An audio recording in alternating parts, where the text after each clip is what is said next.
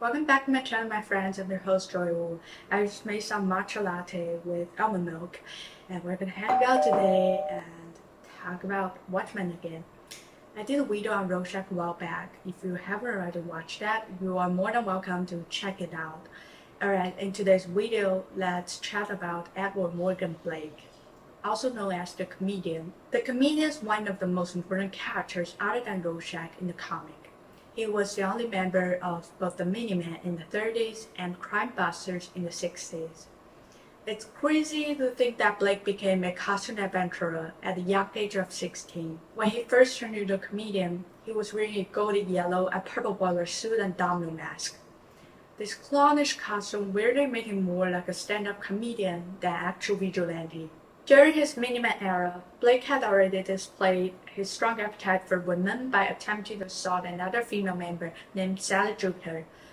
Blake faced quite a backlash from his fellow costume adventurers, and as a result of the attempted sexual assault, Blake was expelled from the Minutemen, but he simply didn't care if others disliked him, and to go along with a new chapter of his life where he worked as a mercenary for the US government, Blake ditched the clownish costume for a more stylish and practical choice. In Watchmen, Blake was a veteran of both the Second World War and the Korean conflict. As a strong-willed and tough guy, Blake gained recognition as a war hero. Later in 1971, Blake also played a major role in the United States war with Vietnam. With the help of Dr. Manhattan's godlike abilities, the United States won the Vietnam War, and on the night they were celebrating the victory, Blake was confronted by a Vietnamese woman he had impregnated earlier. It's from here we catch a glimpse of how immoral and brutal Blake really was. He bluntly told the woman that he was going to leave the country pretty soon without her, and he would altogether forget about her existence once he was back in the States. The woman didn't take it too well, and she was furious enough to slash his face with a broken bottle. You will remember me in my country, which gave him a disfiguring scar running from his right eye to the corner of his mouth. Blake shot and killed her and the unborn baby. After this incident, Blake started to wear an enclosing leather mask that covered his whole face instead of the domino mask. Later on, he continued his vigilante journey alone, even after the King Act of 1977 that basically outlawed costume adventuring, because he was able to work for the US government alongside Dr. Manhattan. Blake treated everything like a joke. He never thought it was a good joke, and he simply was just playing along with the gag. It's a joke. It's all a joke. However, Blake never enjoyed the last joke while he was still alive. When he was on a plane during a mission back in 1985, Blake discovered an uncharted island, and upon infiltrating the island, Blake realized something horrible was going to happen to humanity. It broke him. One night while he was drunk, he broke into the apartment of Edgar Jacobi, who had been an enemy of the Minutemen as Moloch the Mystic, and confided his fears to his enemy. It made me sad every time I went back to these 2 pages, because this was the only time the comedian ever got vulnerable. It's heartbreaking to think that Blake made his confession to his enemy because he didn't allow himself to have any close friend in his line of work. Blake was a very lonely man. It's until later that we learned Adrian Bat was the mastermind behind whatever was happening on the island. He secretly brought many creative individuals to the island to work on creating a psychic alien squid that he later teleported to the heart of New York City. What also happened to bug Moloch's apartment, that's how he knew Blake was aware of his plan. On the night of October 11th, 1985, Black barged into Blake's apartment, beat him up, and threw him through the apartment window, which resulted in him falling to his death. Both the comedian and Rorschach are the collateral damages of Adrian Bat's scheme. They were in his way to disrupt New York, so they were eliminated. The graphic novel follows a non-linear plot, and the first chapter actually began with Blake's death. His death works as a powerful theme throughout the story. After that, the second chapter details Blake's funeral, and Ozymandias, Dr. Manhattan's and 902's respective encounter with Blake while he was still alive. The descriptions of these three encounters follow a chronological order, starting with Ozymandias' recollection of the first Crime Busters gathering initiated by Captain Metropolis back in 1966. Blake's cynical view on humanity made Vat Ozymandias realize for the first time that the world was doomed. That's when he began putting together a plan to save humanity from itself. Then moving forward to 1971, on Victory in Vietnam Day, Dr. Manhattan had observed the victory of the United States had no positive impact on Blake's spirit. He was neither overjoyed nor dejected. He simply observed reality as it was and went along with it. You know, if we'd lost here in Vietnam, I think it might have driven us crazy.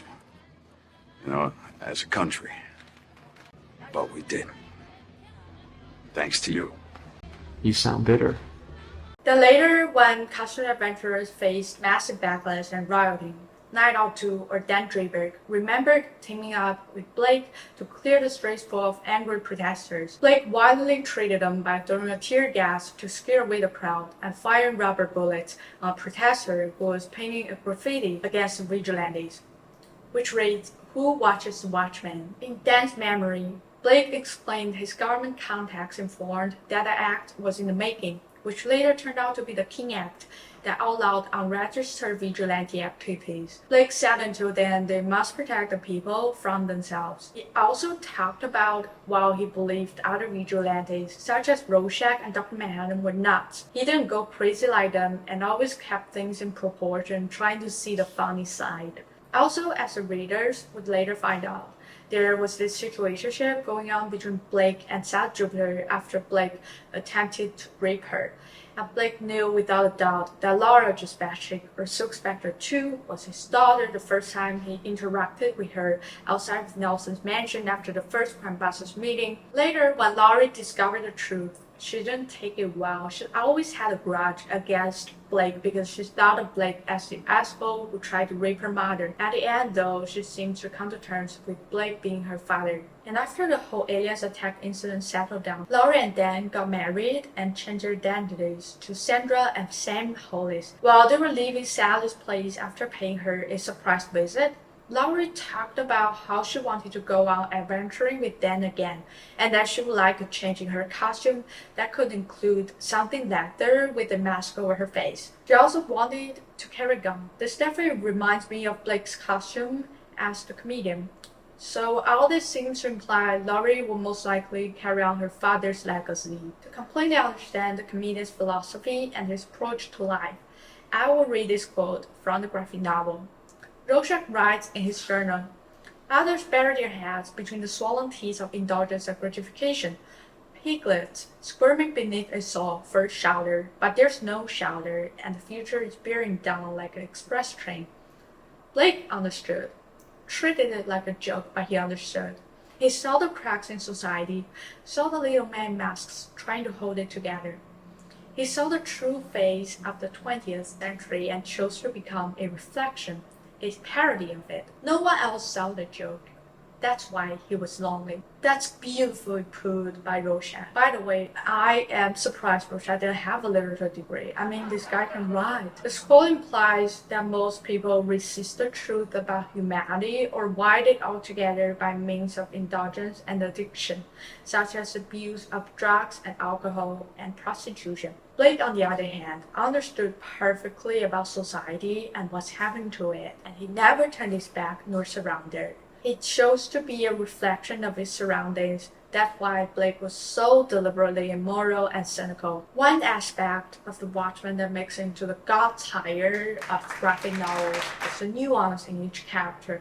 Alan Moore embedded contradictions in the comedian's actions and responses that reveal his struggles and depths. Even though Blake had always been brutally destructive and thought of society and all human aspirations were big jokes and he was the only person who got the punchline, he failed to understand the last joke made by Agent Matt. He could not understand how it's supposed to be funny. This implies, despite being deliberately immoral, Blake had never been out of touch with reality, and he had always been concerned with saving humanity from its doom. Alright folks, let's wrap it up here.